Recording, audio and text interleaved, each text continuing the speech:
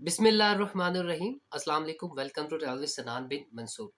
जैसे कि आप लोग जानते हैं, इटली ने 10,500 वर्क वीज़ा का जो कोटा है वो पाकिस्तानियों के लिए मुख्तस किया, और बहुत सारे लोग क्यूरियस हैं कि अप्लाई कैसे करना है और हम कैसे जॉब सिक्योर कर सकते हैं, और जो है ना हमें वर्क वीज़ा कैसे मिल सकता है। आपको ये बता दूं कि ये सिर्फ कोटा है, जो कि मैंने पहले वाली वीडियो में भी बताया था, और जो रिसेंट मैंने वीडियो अपलोड की उसमें मैंने आपको कुल 7 या 8 वेबसाइट्स बताई जिन पर आप ये अप्लाई कर सकते हैं और जॉब ऑफर लेटर ले सकते हैं। आज की मैं अपनी इस वीडियो में मैंने आपको ये बताना है कि जॉब ऑफर से पहले आपको एक इंतहाई इम्पोर्टेंट डॉक्यूमेंट की रिक्वायरमेंट होती है। वो डॉक्यूमेंट क्या है?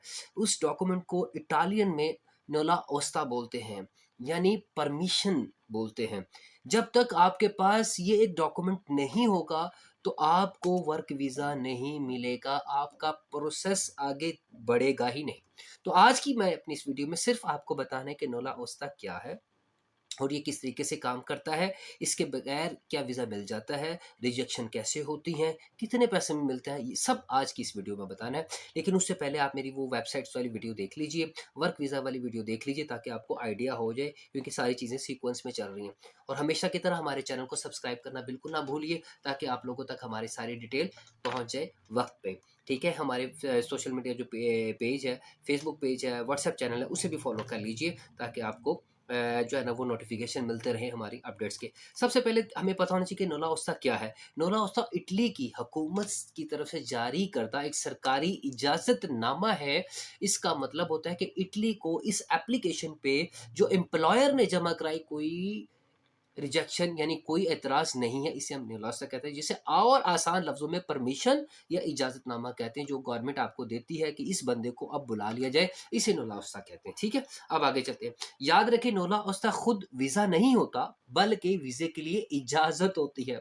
अब बात समझ आ गई ना आपको, कि जब तक आपके पास ये परमिशन नहीं होगी, आपको वीज़ा जारी नहीं किया जाएगा। ये मैं बात आपको बार-बार बता रहा हूँ कि एजेंट जब भी आपको कहीं पकड़े ना, तो आपने सबसे पहले इस सिनोला ओस्सा के बारे में पूछना है, ताकि आपको पता चल जाए कि ये है क्या।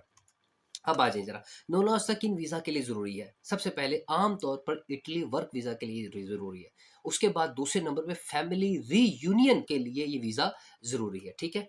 अब आगे चलते हैं, नोला ओस्सा कौन जारी करता है? पाकिस्तानी एम्बेसी जारी करती है? नहीं। एजेंट खुद दे सकता है? बिल्कुल नहीं दे सकता। फिर कौन देता है? ये इटली इमिग्रेशन ऑफिस के ज़रिए जारी होता है, जिसमें एप्लीकेशन सबमिट कराई जाती है, और जो एम्प्लॉयर जमा करवाता है, फॉर एग्ज़ाम्पल एक एम्प्लॉयर का एक एग्रीकल्चर का काम है, वो एक एप्लीकेशन सबमिट करवाएगा इटालियन इमिग्रेशन ऑफिस में, और वो साथ ये कहेगा कि ये बंदा है, इसको मैं हायर कर रहा हूँ, तो आप मुझे नवासा दें, यानी परमिशन दें इस बंदे को बुलाने की। जब इटालियन एम्बेसी उसको परमिशन दे देगी, वो नवासा आपको दिया जाएगा, आप वर्क वीज़ा अप्लाई करेंगे, फिर आपको वर्क वीज़ा मिलेगा। बात क्लियर होगी ज़हन से? डेफिनिटली क्लियर हुई होगी। आगे चलते हैं।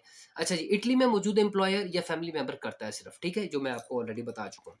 अच्छा जी, नो लॉस हासिल करने का तरीका स्टेप बाय स्टेप आपको बता दूं। स्टेप नंबर 1, इटली में मौजूद एम्प्लॉयर या फैमिली मेंबर, दो बताया ना, दो लोग इस अप्लाई कर सकते हैं इसे। एक तो आपका एम्प्लॉयर, दूसरा आपका फैमिली रीयूनियन के लिए इस्तेमाल।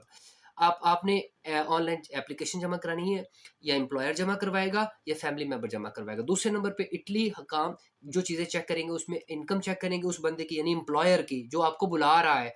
वो दूसरे नंबर पे आपका जॉब कॉन्ट्रैक्ट या आपका जो रिलेशन है, ब्लड रिलेशन, अगर फैमिली के लिए जमा करवा रहे हैं, वो चेक किया जाएगा। स्टेप नंबर 3 होगा, अगर सब कुछ ओके है तो आपका नौलासा मंजूर हो जाएगा, लेकिन अगर नहीं है तो डेफिनेटली मंजूर नहीं होगा। स्टेप नंबर 4 है, जो आपका एक्सेप्टेड नोला होता है, वो इलेक्ट्रॉनिक तरीके से पाकिस्तानी इटालियन एम्बेसी को भेज दिया जाएगा। स्टेप नंबर 5 है, अब आप एप्लीकेशन दे सकते हैं। किसकी? वीज़ा अप्लाई की आप एप्लीकेशन सबमिट करा सकते हैं। जनाब, इतना आसान नहीं है कि आपको एकदम से वर्क वीज़ा मिल जाएगा।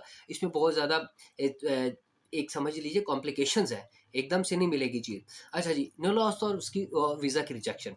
अक्सर इटली वीज़ा रिजेक्शन की सबसे बड़ी जो रीज़न होती है, वो ये होती है कि 2 नंबर फेक जाली जाली जो है ना, वो नोला ओस्ता जो है ना, वो एजेंट बनाते हैं और जमा कराते हैं, वीज़ा रिजेक्ट हो जाता है। एक्सपायर नोला ओस्ता जमा कराते हैं, एम्प्लॉयर की इनकम कम होती है, फिर उसके बाद जो आपके डॉक्यूमेंट्स हैं उसमें डिफरेंस होता है, जिसकी वजह से रिजेक्शन आती है। अगर नो लॉस गलत हो तो वीज़ा तकरीबन यकीनी तौर पर रिजेक्ट हो जाता है। अब होता क्या है कि मैं आपको बताता हूँ। अब आपको एजेंट पकड़ते कैसे? एजेंट आपको कहता है कि ये देखिए जी, हमने आपका ये इजाज़तनामा मँगवा लिया, अब आपने वीज़ा अप्लाई करना है, लेकिन उससे पहले आपको इजाज़तनामे के ना 10 लाख रुपए देने पड़ेंगे, 8 लाख, 9 लाख रुपए देने पड़ेंगे। आप दे देते हैं कि यार ये तो जेन्युइन है। अब आपको क्या पता है कि वो जेन्युइन है, ये फेक है? आपको तो मिल गया ना वो। अब जब आपको मिल गया, अब वीज़ा जब आप जमा करवाने के लिए जाते हैं, फाइल में इंटरव्यू वगैरह होता है, तो कहते हैं कि भई अब आपका इंटरव्यू फेल हुआ है, हमारा तो इसमें कोई रोल नहीं है। अब वो फेल हो गया, रिजेक्शन हो गया, हमारी कसूर नहीं, वो अपने पैसे लेता है 10 लाख रुपए, वो साइड पे हो जाता है और रिस्पॉन्सिबिलिटी आपके ऊपर आ जाती है कि आपने अपने डॉक्यूमेंट्स कंप्लीट नहीं रखे, आप इंटरव्यू आपने सही नहीं दिया। ठीक है? तो ये उनके बड़े टैक्टिक्स होते हैं एक बंदे को घेरने के। अच्छा जी, नल औसत में कितना वक़्त लगता है? आम से 30 दिन से लेकर 90 दिन लग सकते हैं, कभी-कभार इससे ज़्यादा भी लग सकता है, ठीक है, डिपेंड करता है। अब लास्ट में मैं आपको कुछ टिप्स दे रहा हूँ, इसको अपने ज़हन नशीन कर लीजिए ताकि आप किसी भी एजेंट के हाथ में ना जाएँ, अपने पैसे ना गँवाएँ। सिर्फ़ असली और काबिल एतमाद एम्प्लॉयर्स या फैमिली मेंबर से अप्लाई करवाएँ, जिसको आपको पता हो कि ये जेन्युइन एम्प्लॉयर है। जाली एजेंट से दूर रहना है, एम्बेसी में वही कागज़ात दें जो इटली में जमा करवाए गए, यानी डॉक्यूमेंट्स में फ़र्क ना हो। नाम, डेट और आपके जो डिटेल है उसमें फ़र्क बिल्कुल ना हो। अगर आप ऐसा करेंगे तो डेफ़िनिटली वीज़ा फिर आपका क्या होगा, रिजेक्ट होगा। अगर आप Italy study, work visa, family visa के बारे में मज़ीद जानना चाहते हैं तो मैं हाज़िर हूँ, कमेंट सेक्शन में अपनी राय दीजिए और मैं आपका इंशाल्लाह रिप्लाई भी करूँगा। डेफ़िनिटली आज आपका जो अवस्था के मुतालिक, वर्क वीज़ा के मुतालिक जो इम्पोर्टेंट तरीन चीज़ है वो डेफ़िनिटली क्लियर हो गई होगी। इससे मुतल्लिक़ आप कोई भी डिटेल मुझसे माँगेंगे, definitely I will give you. Thank you so much for watching travel with Sanan bin Mansoor.